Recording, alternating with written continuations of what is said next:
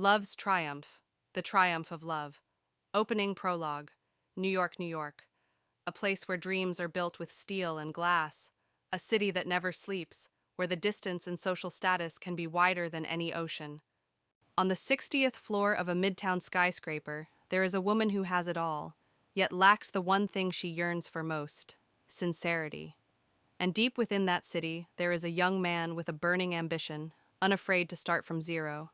This is the story of Ethan Miller and Victoria Sterling, of a love that transcends the rigid prejudices of Wall Street and the soft secrets of the human heart. Chapter 1. The Fateful Encounter.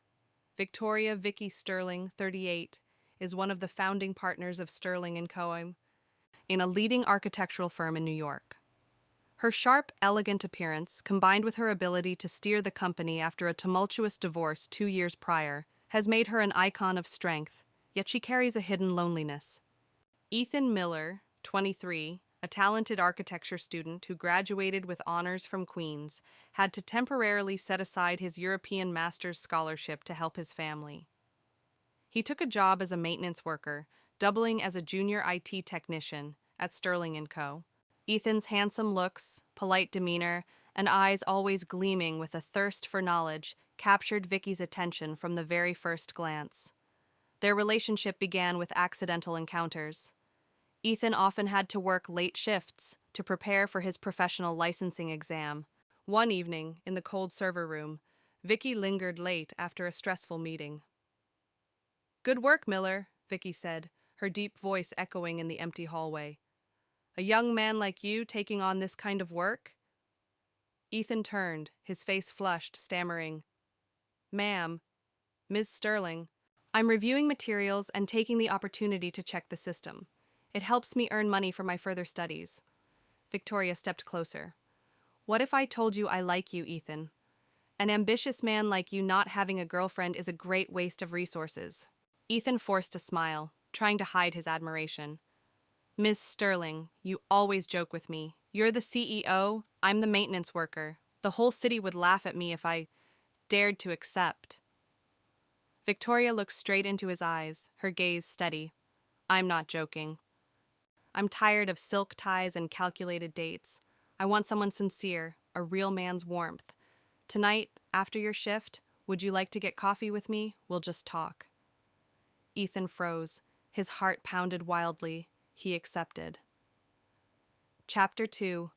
The Spark Ignites. That evening, they did not stop at coffee.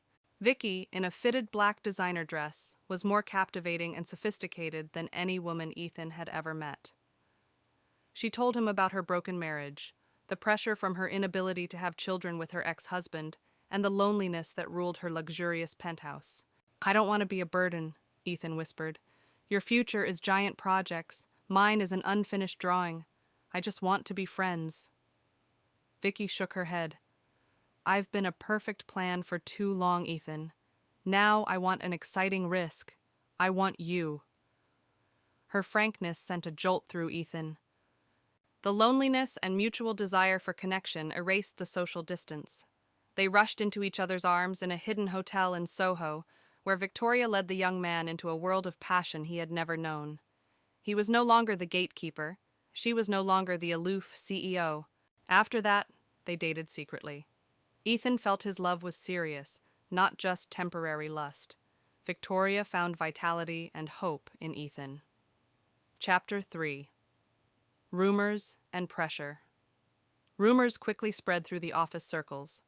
"The maintenance kid is seeing Ms. Sterling." "How ridiculous." Richard Vance, 55, a senior partner in the firm who had secretly loved and desired Vicky for a long time, began to feel threatened. One morning, Richard called Vicky into his office. "Victoria," his voice was colder than the air conditioning, "I don't care about your private life, but that maintenance worker's unprofessional behavior is affecting the firm's image. If you continue to be involved, I will terminate his contract." "Is that a threat, Richard?" Vicky asked, trying to remain calm. "This is concern. You deserve a man on your level, not an intern who is about to leave for further studies," Richard stressed. Vicky knew Richard had investigated and knew about Ethan's master's scholarship plan. She worried. Chapter 4: The Painful Truth and the Choice. That afternoon, Vicky confessed to Ethan that she was afraid of losing him, afraid he would choose his career future over her. "Don't go, Ethan," she pleaded. "Stay in Manhattan. I'll create an apprentice architect position for you. You won't have to struggle anymore." Ethan looked at her, his eyes conflicted. "I promised myself, my family. That scholarship is my ticket to prove myself. I will go, but I will return. I love you, Vicky.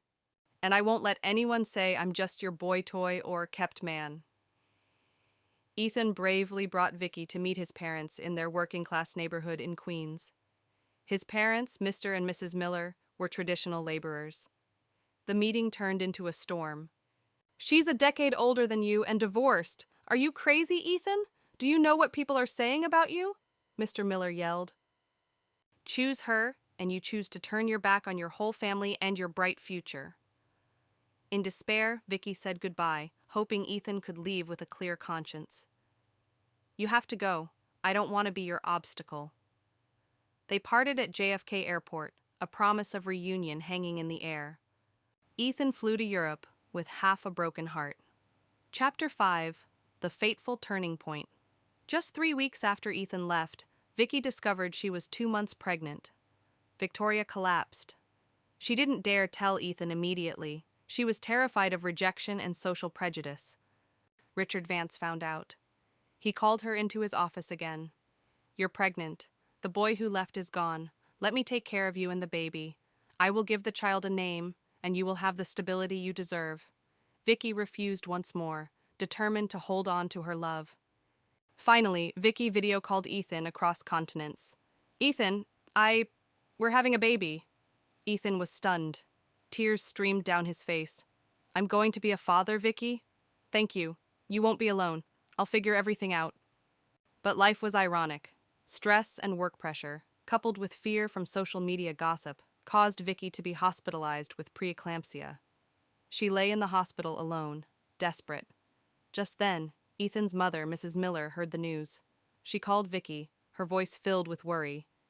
That night, Mr. and Mrs. Miller from Queens appeared at Vicky's Manhattan doorstep, bringing food and sincere concern. "Daughter-in-law," Mrs. Miller said, tears welling up, "we were wrong to only look at age and status. You are carrying our grandchild. From now on, we will take care of you and the baby until Ethan returns." Chapter 6: The Final Act of Love. 9 months later, Vicky gave birth to a healthy baby boy. Ethan, having used all his savings and scholarship money for a plane ticket, suddenly returned to New York. He didn't go to the hospital immediately. Ethan, wearing a sharp suit, went straight to the Sterling & Cubber office, where a critical board meeting concerning Vicky's future was underway. The climactic dialogue finale. Richard Vance was speaking. "In conclusion, gentlemen, given the current situation, we cannot allow a partner with such a scandalous personal life to lead the firm. Ms. Sterling should—" The boardroom door opened. Ethan walked in, all eyes drawn to him. Ethan cut Richard off, his American voice firm and confident. "I apologize for the interruption. I am Ethan Miller. I am the father of the baby and the man Victoria Sterling loves. I have completed my advanced architecture course and founded my design firm Miller & Co. in Brooklyn. I am no longer a maintenance worker. I am a new competitor, Mr. Vance, and Victoria's lifelong partner." Richard's face went pale. Ethan walked up to Victoria, who was sitting in the chairman's seat, and hugged her tightly. "Vicky, you don't have to fight alone anymore. We will build the second act of our lives together." Vicky cried tears of happiness. "Welcome home, Ethan." Ethan turned to Richard and the board, his gaze unwavering. "And gentlemen, if anyone here doubts this woman's leadership ability because she just gave birth, remember she is holding a company, a family, and a heart. She is not just an architect. She is a builder of the future. I challenge you to find a stronger woman. She stays." Ethan and Victoria left the boardroom under the admiring eyes of everyone. They exited the building, where Ethan's parents were waiting, and went to the hospital together. A year later, Ethan's Miller & Co.'s became a strategic partner in Sterling & Co.'s biggest project. They married in Central Park with blessings from family, friends, and even former colleagues, including a defeated Richard Vance. Vicky's life did not end in loneliness. It blossomed into complete happiness with the young, talented man who loved his wife and child wholeheartedly. Life lesson. True love is not limited by age, social status, or prejudice. The power of sincerity and the courage to pursue happiness will always help people overcome all obstacles, even the coldest steel walls of Manhattan.